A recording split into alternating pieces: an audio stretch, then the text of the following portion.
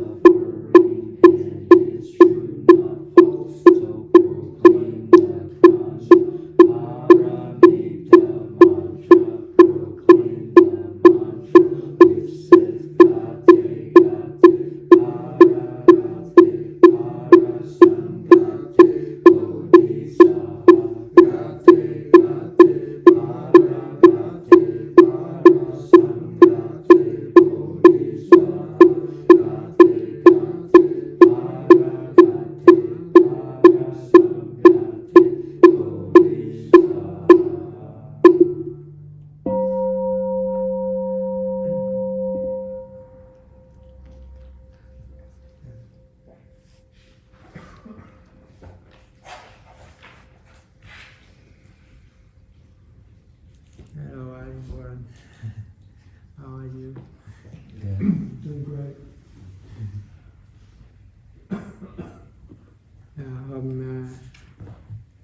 Hôm nay chúng ta học tiếp câu kinh Pháp Cú thuộc phẩm tâm thứ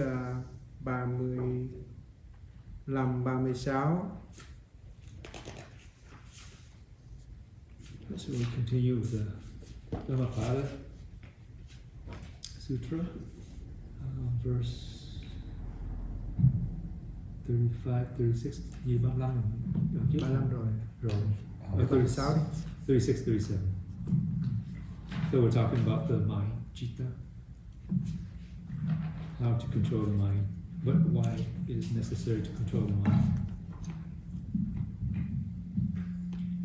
So do you have this book? No? I have a copy at You home. have a copy at home? Có quý vị. Let me see if we have enough copies. Để tuần sau. Yeah. He's going to try and find a copy for everyone. Next week. Tâm phàm phu cứ xoay quần theo ngũ dục, biến hóa ô ẩn khó thấy, nhưng người trí lại phòng hộ tâm mình và được yên vui nhờ tâm phòng hộ ấy. Câu 36 là này. Câu 36. Yes, so 36. the 36, verse 36, the mind is very difficult to perceive, very delicate and subtle. It moves and lands wherever it pleases. The wise one should guard his mind, for a guarded mind brings happiness.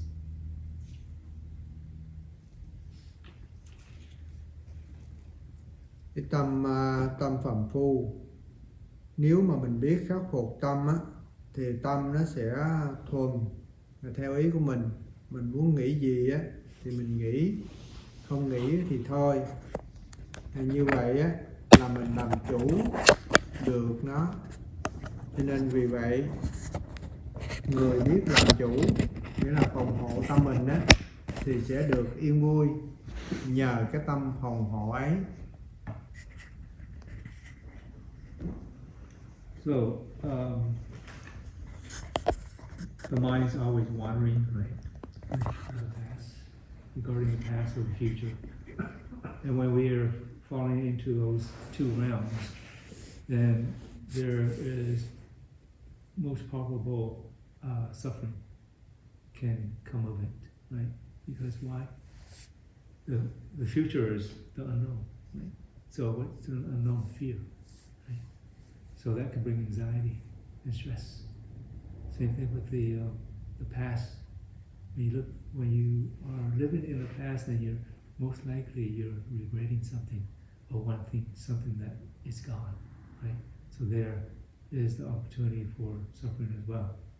When you control your mind to not wander off to the past or future and stay present, then wisdom can come of it through insight, and you only act based on your experience rather than react based on past or based on the future, right?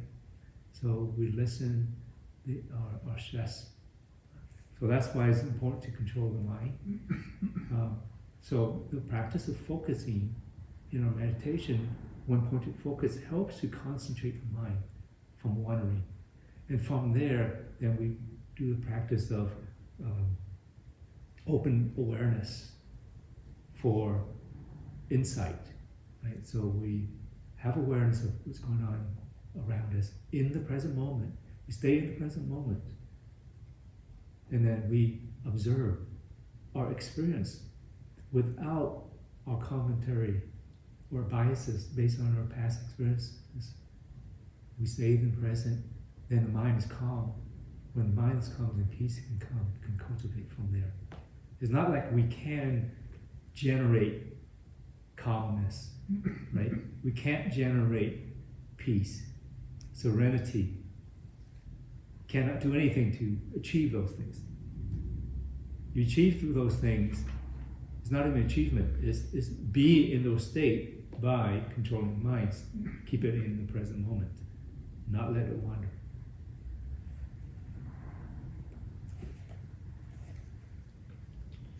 Cho nên khi mình ngồi thiền, nếu mình đi thiền hành là mình tập mình làm chủ tâm của mình.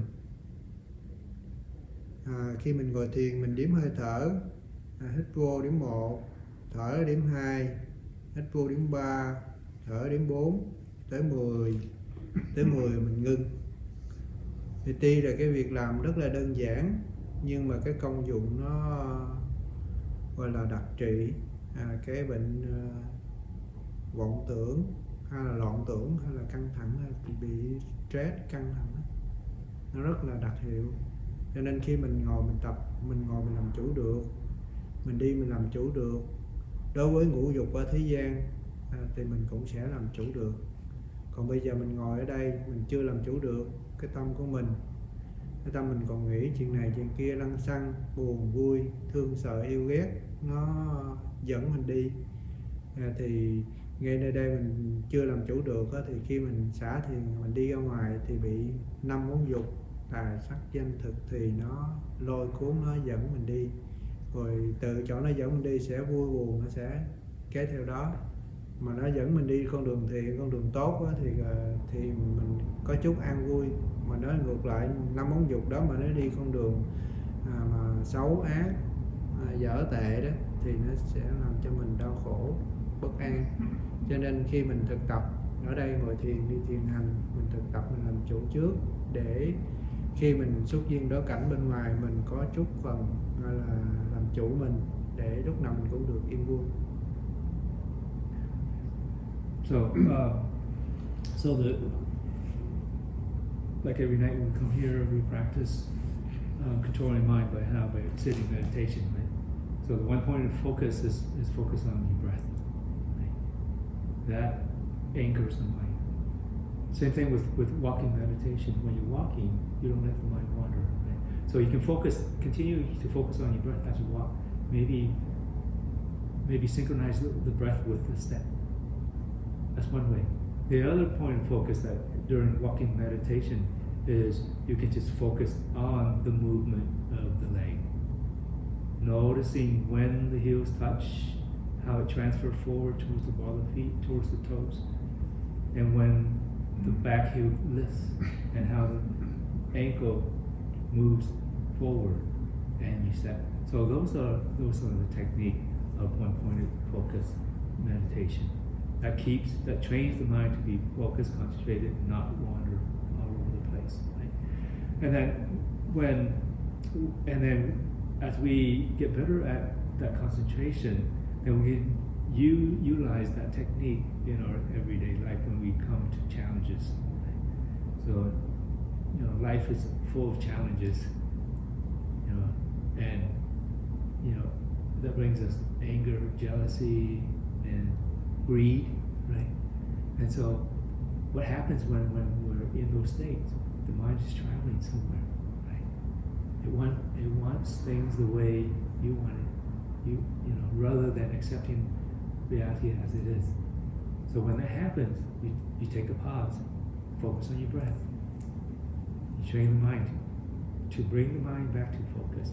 Then with that mind that's in focus, that's not being distracted by the external world, whatever that may be, then we have more clarity of what is actually happening, not what we perceive it to be, right? That's two different things. So when we have that clarity, then we act accordingly. And we can act with wisdom that brings us to contentment, or in certain situations, happiness. Versus if you don't, and you just follow your habits, and you just react to the situation without wisdom, without clarity, then it brings you to more suffering. And that may be suffering for yourself and for others as well. Cho nên tâm phàm phu nó dễ theo ngũ dục. Cho nên mình muốn làm chủ nó, chúng ta phải khéo ứng dụng cái phương pháp tu của mình. Như Đức Phật dạy có 84.000 pháp môn, thì pháp môn thiền chúng ta thực tập và đang thực tập đây cũng là một pháp môn để tập làm chủ tâm của mình. Người thường á, không có tu tập á, thì nó buông lung, nó chạy theo 5 món dục. Mà 5 món dục á, nó biến hóa khôn lường, nó từ thô cho tới tế, nó làm cho mình bất an, không được yên vui. Cho nên cái người trí, người ta đương theo lời dạy của Phật, ứng dụng tu tập để cho được lợi ích an lạc, an vui. Nói tóm lại, người trí thì luôn luôn phòng hộ cái tâm của mình cho nên được yên vui. Chúng ta muốn được làm người trí thì chúng ta luôn luôn phòng hộ tâm mình bằng cách là chúng ta ứng dụng cái phương pháp ngồi thiền, đi thiền, đứng thiền, ngồi thiền và nằm thiền. Thầy nói về cái ngũ dục này. Ngũ dục, 5 cái ngũ dục là gì? Tiền tài, tài sắc, danh, thực, thùy, 5 món dục nó biến hóa khôn lường. Okay. So, as we practice, what are the things that distract us, that bring us to suffering? There's 5 things. You know what they are? Thoughts.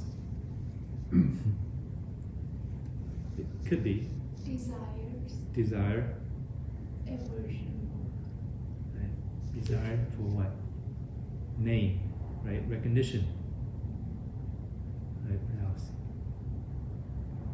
Resistance. Resistance. Valuables, right? Ownership of something. That can bring you to suffering as well. Right? Let's say money. The desire for that. Right? What else? Resistance and aversion, resisting some of the ways. Well, that's the reaction. Resistance is the reaction. It's not the object of brings you to suffering. This is not the object of attachment. The objects of attachment that we have, there are 5. Attachment to ego. Right. Right. Ego. Right. Name, form. Cho bị hỏi. What else? Marcus? Goals and people, and attachment to people. Food. Food. Right? You think why food would bring you suffering? Thật là ăn. Tài sắc danh thực thì. Far you can figure that out, right? Overeating. Right? Nhiều khi mình không có làm chủ trong cái 5 món đó thì mình bị nó sai sử, nó làm cho mình bất an. That's why during the meal, vừa ít muốn, biết đủ vừa đủ. That's why during the meal when we eat, what do we contemplate? We eat just enough to nourish the body so that we can practice, and not overeat. That creates suffering to the body, right? Bring sickness. And what's the other? Nghĩa là mình làm chủ trong 5 món dục đó, chứ mình không bị 5 món dục đó nó sai sử mình. Mình phải làm chủ trong tài sắc danh thực. And laziness in terms of sleeping, right?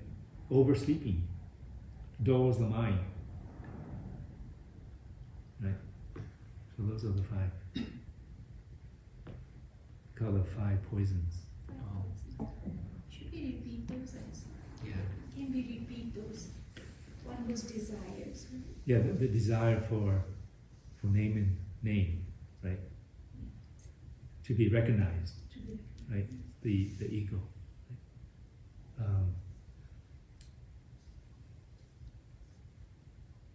And then ownership of things, money, anything, objects, ownership. That's the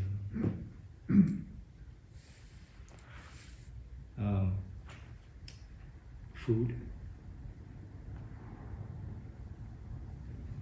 sleep, beauty. I forgot about beauty as well. Those are the five. Can you think about why beauty brings suffering? Because it's so unattainable for some of us. Right. Don't we have a habit of looking at ourselves in the mirror and finding something wrong with it? Right? If it's not the face, it's the other parts of the body. That's what's suffering. Vì có câu hỏi. Do you have any questions? About anything? Yes. Are craving and aversion also causes of suffering? The craving for those things. So we're talking Is- about the things. We're talking about things, right? That brings us to suffering. The craving is the action or intention or action of those things that brings the suffering. Can I ask a Yeah. question? So if we eliminate the craving and aversion to these things, we can continue having these things without them causing us suffering. Right. For example, give you an example. Just simple things, broken story of a broken cup. You know, there are two monks. One monk has this beautiful cup. You know, monks don't have a lot of things, right? And the other monk came in and took it and used it.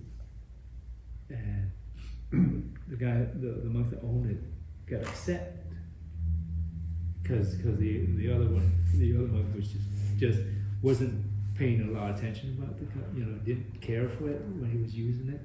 So the other monk got really upset, and he said, and he raised his voice, said, "Be careful of my cup, you're going to break my cup." And then the Zen master overheard that, and he came over, and he said, "The cup, part of its nature is to break, to be broken. It's just a matter of time. If it's not now, sometime in the future, it will break. It will not be a cup anymore. You must see through your delusion about how things are. You have to see the nature of things, the reality of things completely. If you see it, if you already see the broken cup, then regardless, you won't be suffering, right? But that doesn't mean you don't take care of it. You take care of it, you use it, but when it breaks, if you already see the nature of the cup fully, the broken aspect of it that will happen, then you don't have to worry. You don't have to suffer. Right? Yes. So appreciate things without attachment to them. Right. Exactly. Right. What is the attachment there in that case? That's to the cup. But what is the attachment that creates the suffering? What aspect of it? Possession. That is permanent. It will always be a cup. It will never break. Right? So that goes against the law of impermanence, the universal law of permanence. When we don't see it, reality correctly, that leads to suffering. Everything ends. Right. It's just like our body. Sooner or later, we're gonna leave this body. Or the car. Yeah, right? The more we look at our body as permanent, or even just old age, right? You don't look the same as you don't look as beautiful as you did 20 years ago or 10 years ago, right? Sometimes you're like, oh no, a wrinkle. And that's bringing you suffering. Why? Because you don't see yourself as impermanent, changing, always changing, right? When we accept that, when we see that, accept that, then changes doesn't bring you suffering. Yes? The ownership of anything can cause suffering, right? It is possible, yes, if we are not wise, if we don't see the reality of things, not how we perceive things should be. And so there must be a perspective of acceptance in there, and the acceptance, the main thing is that things are impermanent.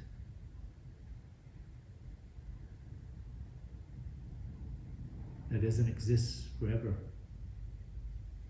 right? And the attachment of my, I and mine. If you look at everything as being transitional, your money, your car, everything's transitional. It flows through us. Yeah, you can say we own it, but only for a period of time. You don't own it forever. And you probably don't want to own it forever either.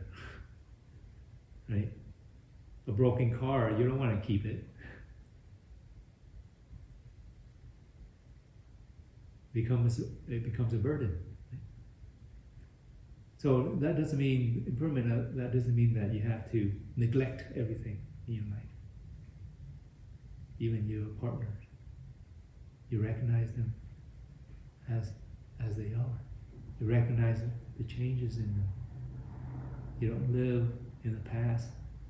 Want them to be exactly how you first met them. Right?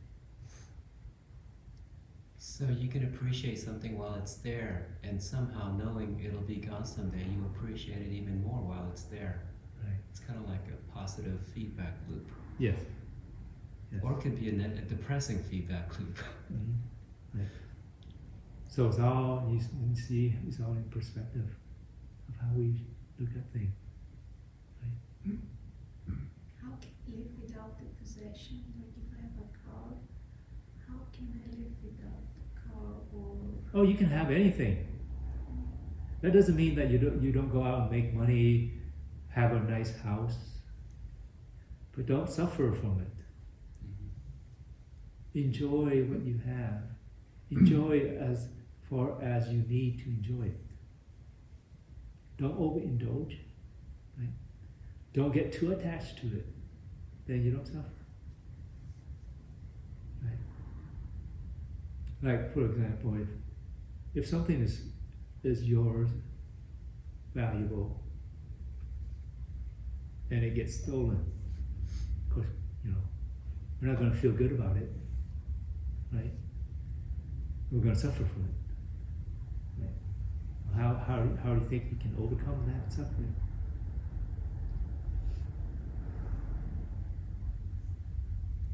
not attached to value things, right? The material things. Right.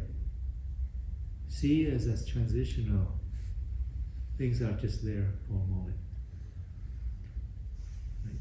The ownership is also impermanent. Yes. What's wrong with suffering? Do you like to suffer? If that's what it is. Suffer brings stress. It's also a course corrector. Pardon me? It's also a course corrector. It can be, right? Only if you're aware of it, only you have the wisdom to see it correctly, then yes.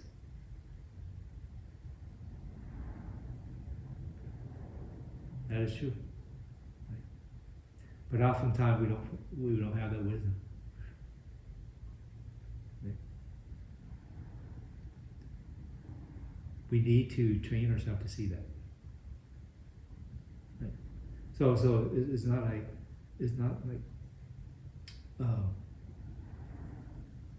if you look at suffering correctly, then there's no suffering.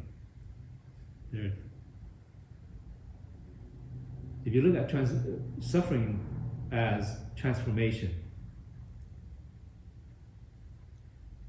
then the only thing you'll suffer is maybe physically, but you don't have the unnecessary suffering in the mind. Not to say that there isn't suffering in the world. There is suffering, right? If I get cut, it's going to hurt, right? But what is the unnecessary suffering that can occur from that? The resistance to what is. Yeah. The first thing, judgment. Why am I so stupid? I should have been more careful. I should know better. See, that's the unnecessary suffering. If we just stay present to what's happening and take care of what's necessary and focus on that only, then that mind wandering judgment will not be there for you to suffer. Right? So you cut yourself. What is necessary right now? Put a bandage on it, clean it. Focus on doing that. Stay present with what's necessary to be done. Instead of watching yourself bleed and cussing at yourself. Right?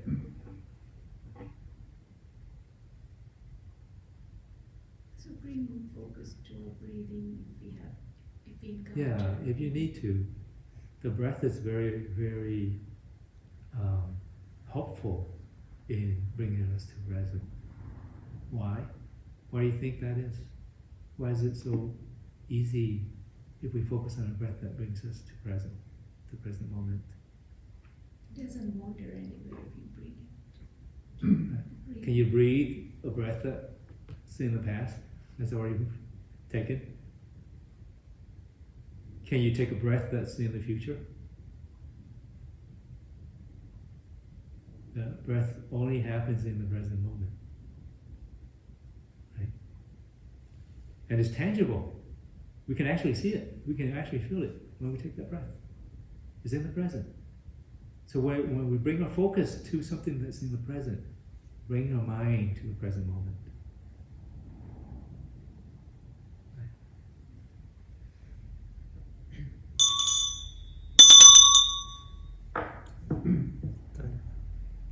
Tiếng sau một tí. Yeah.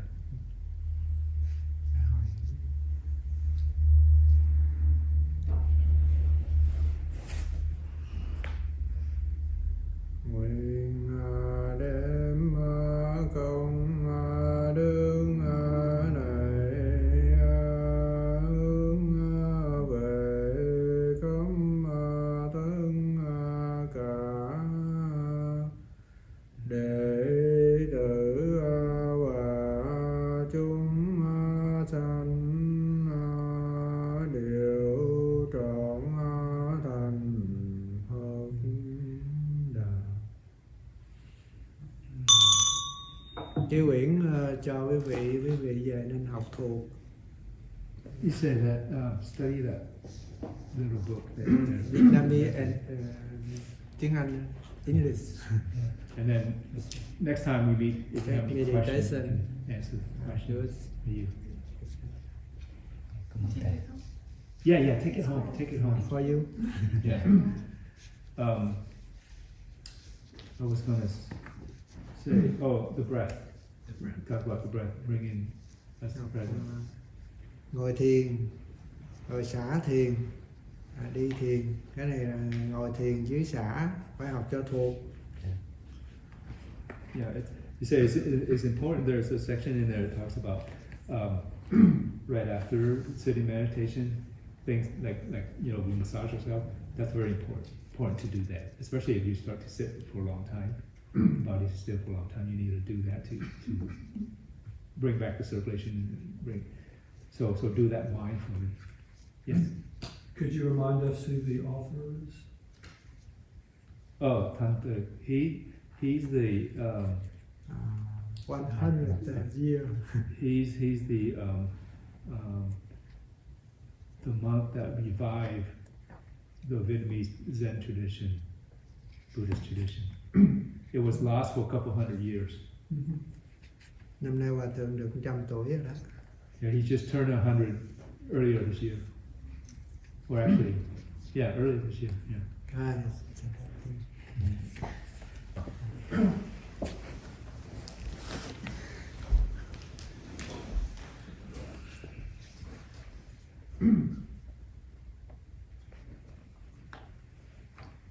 Goodbye everyone. And Goodbye.